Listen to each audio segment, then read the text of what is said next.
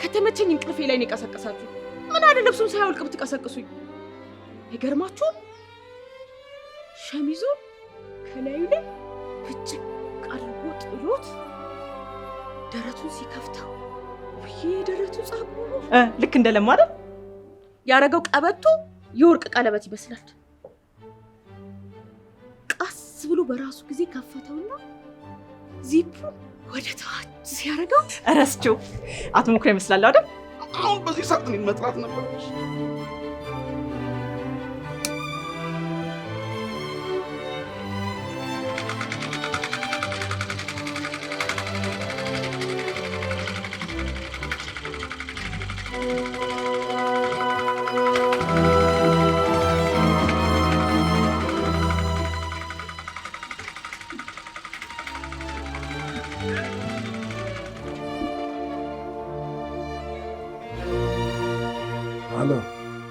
አቤት አሉ። የት ሄዳለሁ?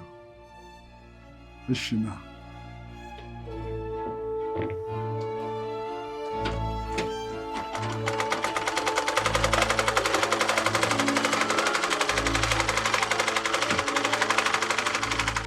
አይ ደህና ዋሉ? እግዚአብሔር ይመስገን። ሰላም ነው? ምን ሰላም አለ? ይሄን ልብሴን እያስተካክልልኝ ሰጠው። እዚህ ታች ሰፈር ልብሱን አሳጥሮ ሰጠኝ። ከሱሪ ያጠረ ትልቁ ችግር የልብ ጥረት ሲኖር ነው። እሺ እሱንም ቢሆን እናስተካክለዋለን። አይ እሱማ በጣም ጥሩ ነው። ልጁም ነግሮኝ ነበረ የሰፈሩን ሁሉ ልብስ ጋሽ ሞክሪያ በደንብ ያስተካክላሉ ብሎኛል። አሁንም ከሌላ ከውጭ ሀገር የመጣ ልብስ አለኝ። እሱም ብሰጦት እንደገና በደንብ ያስተካክሉልኝ ነው ማለት ነው። በጣም ጥሩ ሰው ነው። ስማ እንጂ መልካም ሰው እኮ ባይሆን ኖሮ ምን እንደሚያደርገው ታውቃለህ? ቁምጣ ነበር የሚያደርግም። አይ አሳጥሮታል እኮ ታየት ነው ያደረገው። እሺ ይኸውልዎት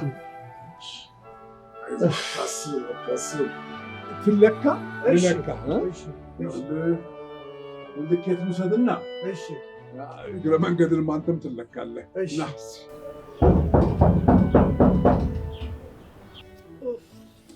ምን አይነት ሰዎች ናቸው? በመድኃኒዓለም ለሚገርም እንቅልፍ እኮ ነው የቀሰቀሱ። ወይኔ ህልም ነው በለኝ፣ ህልም ነው በለኝ።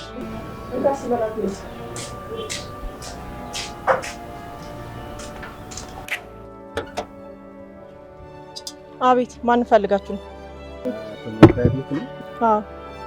አቶ ሞክሪያ ይኖራሉ? ለምን ፈለጋችሁት? አንቺ ልጃቸው ነሽ? በለም አሁን እኔ ምን ነው አቶ ሞክሪያን የሚመስለው? አረ ለማይሞት ማንም እንደዚህ ብሎኝ አያውቅም።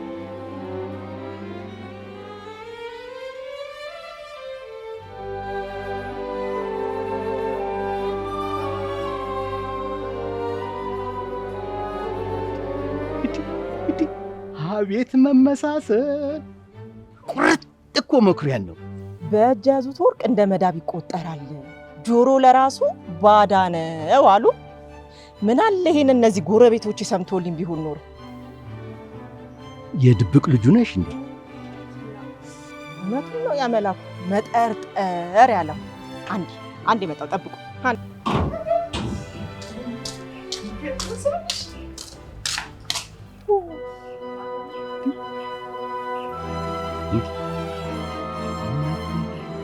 እቺን የሚያክል ልጅ አድርሷል።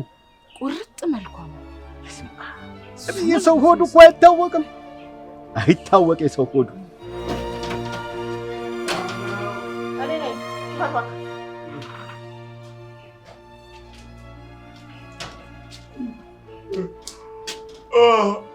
አለምዬ ቆንጆ፣ በሩን እያንኳኳሽ እኮ ህልሜን አላስጨርሳልሽ። ለምቺ እስቲ ልብ ብለክ አቶ ሙክሬን አልመስለም? አዎ አንቺ ቁርጥ መላኩን ነው የምትመስዪው። መላኩ አቶ ሙክሬ ተላላኪ እንጂ መኩሪያ ነው እንዴ? መላኩ በቁመት ተኝተሃል እንዴ? ምንድነው ደግሞ ያዝከው? አይ የዕጣ ማውጫ ልበል። አለምዬ የት ላድርገው? ጠጣው አይደል ድፋ እና እንደዚህ እየተራብሽ አንቺማ እንዴት ነው የምትቆዩ? ደህና ከተመቸኝ እንቅልፌ ላይ ነው የቀሰቀሳችሁ። ምን አለ ልብሱን ሳያወልቅ ብትቀሰቅሱኝ? አይገርማችሁም? ሸሚዙን ከላዩ ላይ ፍጭቅ ቀልቦ ጥሎት ደረቱን ሲከፍተው ደረቱ ጸጉሩ ልክ እንደለማደ ያረገው ቀበቶ የወርቅ ቀለበት ይመስላል።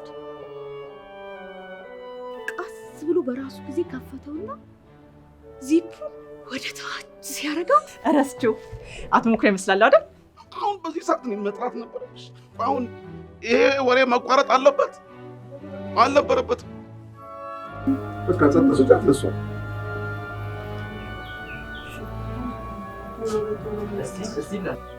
እኔ አይደለሁም። ትንሽ ወደዚህ ጠቀም ጎሽ መጣ አረኛ ላሉ የአቶ መኩሪያ ልጅ ነሽ ወይ ብለን የጠየቅንሽ እኮ። ታዲያ ከምናቸው ጋር አመሳስላችሁኝ ነው? ባይሆን አብዛኛው ሰው ከለምቺዬ ጋር ነው የሚያመሳስለኝ። ቁመናሽ፣ አሳሳቅሽ። በቃ እና ለብጨርስ እንዴት ናችሁ? ምን እንርዳችሁ? ይህን ጥያቄ ትመልስልናል።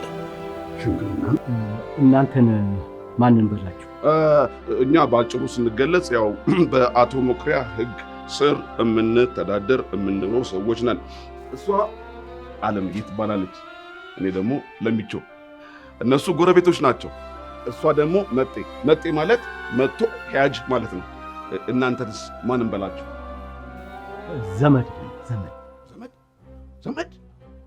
ዘመድ ማለት እኮ ወራሽ ማለት ነው። እንዴት ነው እንግዳን እንደዚህ የምትቀበሉት? የኢትዮጵያነት ባህላችን ጠፋ ማለት ነው። በጣም ነው የሚያሳዝነው። አቶ መኩሪያ ይሄን ቢያዩ ሁላችን ነው የሚዘለዝሉ። እባካችሁ ወደ ውስጥ ዝለቁ። ከመዝለቃችሁ በፊት ምንድን ነው ጉዳያችሁ? ለብርቱ ጉዳይ ነው የመጣነው። መግባት እንችላለን? ሩጭ ስልኩን አንሺ፣ ፍጠኝ በይ። ሄሎ ማልበት? አዎ የአቶ መኩሪያ ቤት ነው። እኔ ደግሞ 6ኛ ሚስታቸው ታምራቡ ዘለቀ እባላለሁ። በቤት ውስጥ ሙሉ መብት ያለኝ ተከራይ መብት ሲወጣ አጠገባቸው ቁጭ ብዬ የሴት ልጅ ብልሃቷ ያስባልኩልኝ።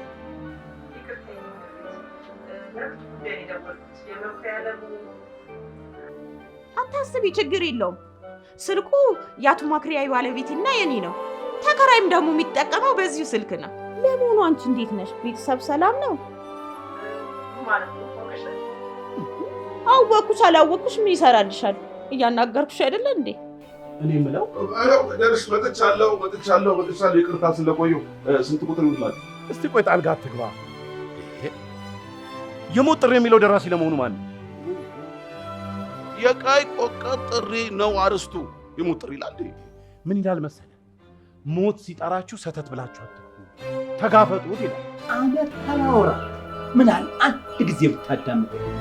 ይልቁንስ ጎረቤቱን ጣት መርዶን ነግረን እንሂድበት። መርዶ? የምን መርዶ? ምን ነው ታመው ነበር? አሁን እንደዚህ አይነት ጥያቄ ይጠየቃል? ከስር መሰረቱ መታወቅ አለበት። መጽሐፉ ምን ይላል? ሞት ሲጠራችሁ ሰተት ብላችሁ አትግቡ ይላል። ለምን ለሞት እጅ እንሰጣለን? ለመሆኑ ንገሩኝ፣ በምን ምክንያት ሞተ? እባካችሁ ታሞ ነበር ወይ? ሆስፒታል ገብቶ ነበር ወይ? ሐኪሙ የሰጠው መድኃኒት አልተሻለውም ወይ? መድኃኒቱ ጊዜ ያለፈበት ነው ወይ? አሁን እንደዚህ አይነት ጥያቄ ይጠየቃል። ለምንድን ነው ሁላ ጥያቄ የምትጠይቁት? እውነቱን ነው ልዑልዬ። ነገርን ከስር መሰረቱ ከሀ እስከ ፐ ያለ ማንዬ አለምሽ በአንዴ ለምዬን ከዳሹ ማለት ነው። ደህና አደራችሁ? ምን ሆናችሁ ነው በጧት የተሰበሰባችሁት? እስቲ ገምት። ተሰብስባችሁ መሬትን ልትረግጧት ነው እንዴ? ውይ ረስቸው። አለምዬ ጥለሽኝ የሄድሽ መስሎኝ። አለሽ እንዴ? ነቅታል መላኩ? በእውነት ነቅቻለሁ። ምን ተብሎ ነው የሚነገረው? በቃ ያተመርሻል ብሎ መንገር ነው። ይሄንን መርዶውን ላመጡ ሰዎች ብንተው ይሻላል። እኛ እንሂድ እንቀስቅሳቸውና ካረጋገናቸው በኋላ ያለውን ነገር ብንነግራቸው ይሻላል። እንሂድ። አዎ ይሻላል። እንሂድ፣ በቃ እንሂድ። ይህንን ምን ላድርገው? ወሰድ ልድፈው? አዎ አለምዬ ከፈለገች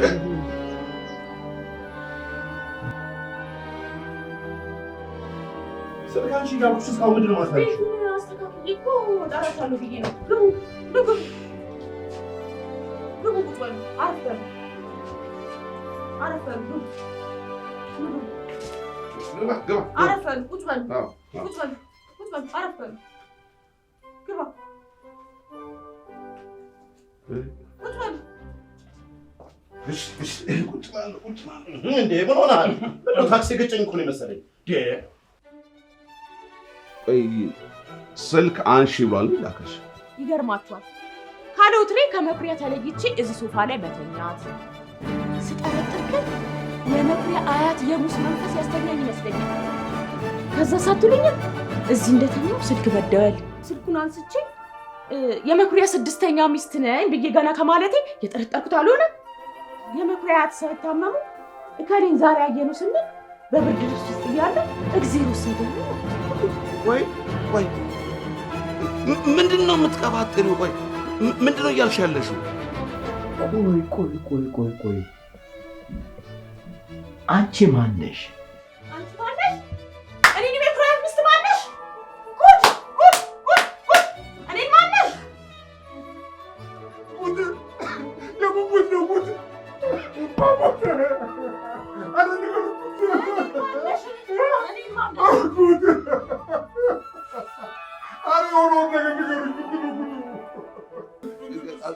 አይደለም መኩሪያ፣ ተረጋጋ። እሳቸው ምን አሉ? አንቺን ማነሽ? እሷ ደግሞ እኔን ማነሽ? ጉድ ብላ አትጀምርም። ቆይ ግን አቶ መኩሪያ እሷ ማነች? ይኸው ጥያቄ ሲያር እሷ ማነች? ጉድ እኔን ማነሽ? ካላወቁሽ ታዲያ መጠየቅ መብታችሁ አይደለም እንዴ? ይልቁኑ ምንድን ነው እስቲ ንገሩኝ። ቆይ አሁን በዚህ ሌሊት የመጣችሁት ህልማችሁን ጨርሳችሁ ነው? እኔ አልጨረስኩም። ድሮስ ይሄ ህልም አይቶ መት ይጨርሳል። ሁሉንም ሴቶች ሲያይ እኮ ነው የሚያልማቸው። ሁሉንም እኮ ነው የሚያልመው። እነዛ ሰዎች ዛሬም ተጣሉ ማለት ነው? እኔ ነኝ ጥፋተኛው። ሌሊት ተነስቶ ማንም ሰው እንዳይረብሸኝ የሚል ቅጣት የውስጥ ደም ጽፌ ነበረ። ተግባራዊ አለማድረግ ማለት ድንጋይ ላይ ውሃ ማፍሰስ ነው ይላል ታላቁ ሊቅ። አላነበብክም? ኧረ አንብቤዋለሁ። አቶ መኩሪያ ማለት እሺ፣ ባለቤትሽ ቀጥይ። ይሄ እንዳጨርሱ ምንድን ነው ያልሽው? ከአቶ መኩሪያ አያት ጋር እዚህ ሶፋ ላይ ተኝቼ ነበር ከሙት መንፈስ ጋር ያልሻል። ወይም መቼ በቃ የመጡበትን ጉዳይ ነገሪያቸውና ህልሜን ካቆምኩበት ልቀጥል። በቃ የጋሽ መኩሪያው አያት አይደሉ እንዴ? ማን ነው የሞተው? አረ ንገሩኝ። ተቀመጠ በሚነግሩ ነገር ስሜት ንጉሥ ዳዊት ማቅ ለብሷል፣ አመድ ነስንሷል። ልጁ ስትሞት ግን በቃ ልጄን፣ ሚስቴን፣ አባቴን ሁሉንም በአንድ ቀን ነው የጠጣሁት። እሱ ሲያመጣው ለምን ዙሪያ ጥምጥም እንደምትሄዱ አልገባኝም።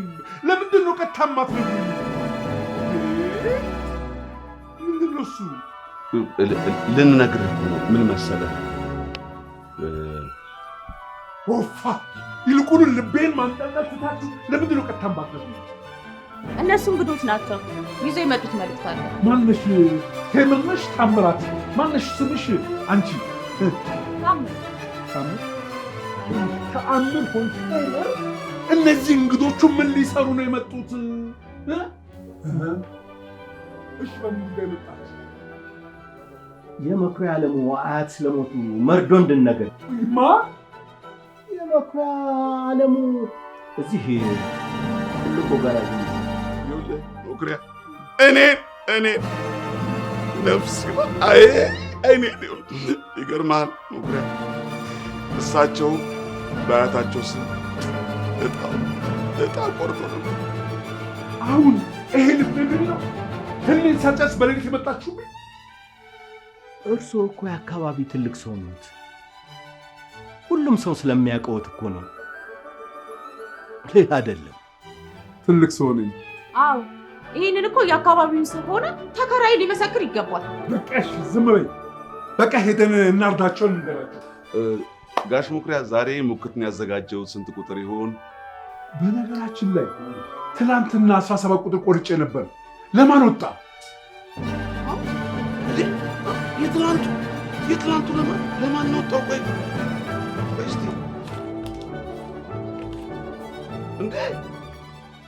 እንዴ 17 ቁጥር የገራዥ ባለቤቱ በአያታቸው ስም የቆረጡት ዕጣን የወጣው 17 ቁጥር አንደኛ ዕጣ ነፍስ ይማር።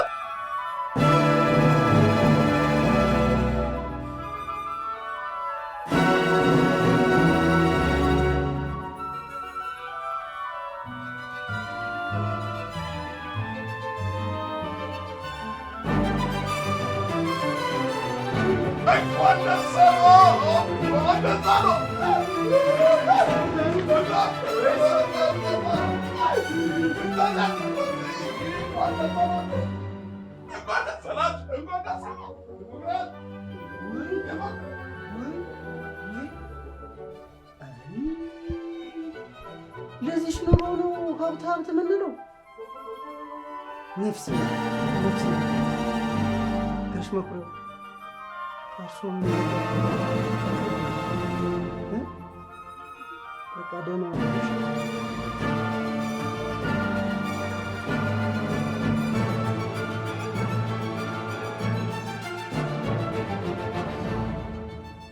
የሁላችሁንም የፍቅር ጥያቄ አንብቤዋለሁ። አውጥቼ አውርጄ ውሳኔ አሳልፌያለሁ። በአንደኝነት ደረጃ የተመረጠው ሰው ማለቴ የሁላችሁም የፍቅር ጥያቄ በአግባቡና በተቀናጀ እንዲሁም ደግሞ ልብን በሚማርክ መልኩ ነው የቀረበው። ሆኖም ልቤን ያሳመነልኝ ሰው ልቤን አታፈርሽው፣ ንገራቸው እባክሽ። ለምን ጠይቃችሁ አይባልም። ማንንም አትፋታ። የተቸገርሽበት የተጨነቅሽበት ነገር ካለ እኔ ልፈታልሽ እችላለሁ። ክፍለ ሀገር ያለው አባቴ ማለት ደውሎ ለካ አንቺ ሴት ነሽ ወይ ጣጣ የማያጣው ግቢ ገና በጠዋቱ እብደቱን ጀመረው።